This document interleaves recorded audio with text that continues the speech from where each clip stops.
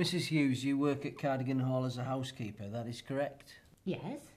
Now, the purpose of this investigation is to find the perpetrator of the incident, and anything you say may be of great help. Could you tell us your version of events that occurred this weekend? Well, it's a long story, love. Where would you like me to start? How about from the time you arrived at the lodge Friday, if you would? Yes, all right, dear. I arrived at the manor at 7 o'clock, like I always do. Then that gives me time to clean the lounge and the bar area, before then having a nice cup of tea. Sorry, everything concerning the events in question, if you wouldn't mind. Oh, sorry, I do go on, don't I? But I've only got God to talk to. He doesn't mind me babbling. And if he did, he's too good to do anything about it.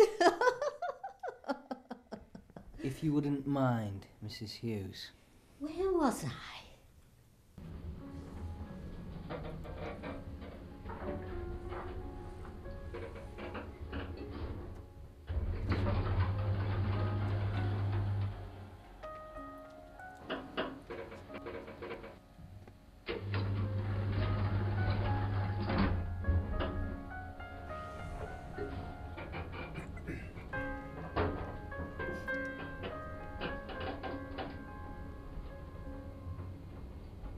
When was the last time you saw him?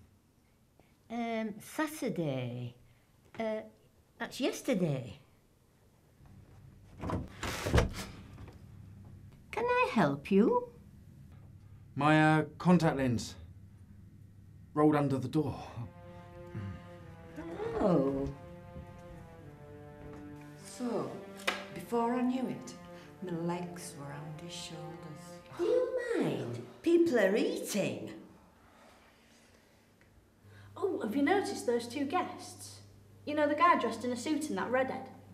You mean that yummy guy and that girl with gorgeous hair? Yeah, them? Well, I reckon they've been going at it like rabbits. Yeah, well, I reckon they're having an affair. I didn't get a look at their hands. Didn't see if either of them wore a wedding ring.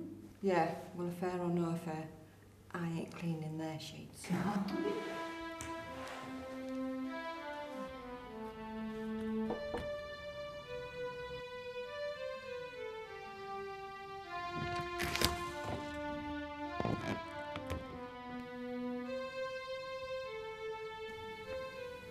Yes!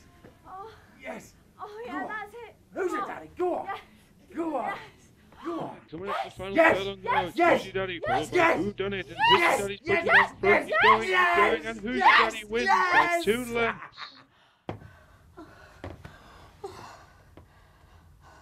The next time I saw the gentleman wasn't until earlier today.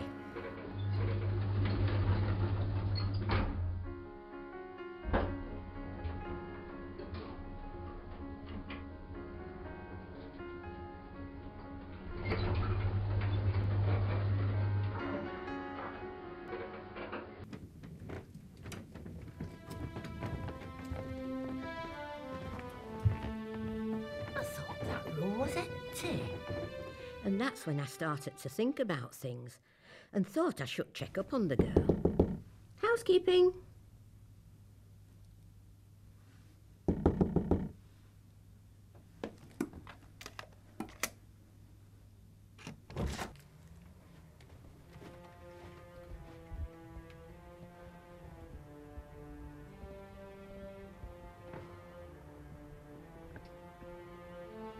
That's when I heard it.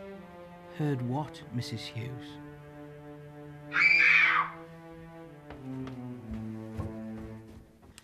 I take it from your previous statement that it wasn't you that contacted the police. Oh, there was no time for that. I just went straight to confront him. You do realise that dealing with this yourself was not the best option. As I say, there wasn't time. So it was this man who attacked you? Yes, terrible man. Such a sin to attack an elderly woman. Would you excuse me, Mrs. Hughes? Certainly.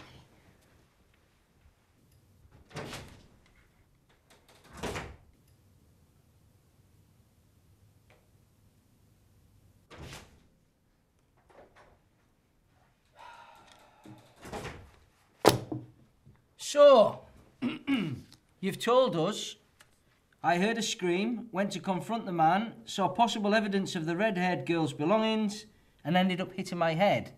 Is that correct? After he pushed me. For the record, I'm about to read out part of Susan Townsend's statement. Both I and Jack Mason are hotel hygiene inspectors and therefore take samples of any dust or dirt and place them in Petri dishes for testing. I was in the bathroom, heard shouting and ran to see what the matter was. I then saw the cleaning lady lunge and stab Jack in the shoulder with a fork. So what do you make of that, Mrs. Hughes?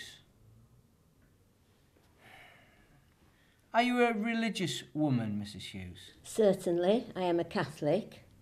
You talked of hearing the couple discussing about a possible affair they were having. Did that anger you? Adultery is a sin. You found out Jack Mason was married, didn't you? And you knew Susan Townsend wasn't. So when the opportunity came, you found yourself a weapon and you forked him, didn't you? You forked Jack Mason!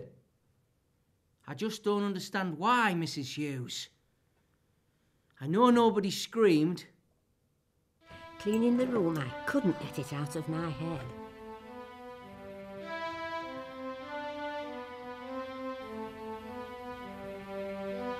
Oh, why won't this coffee stain come off?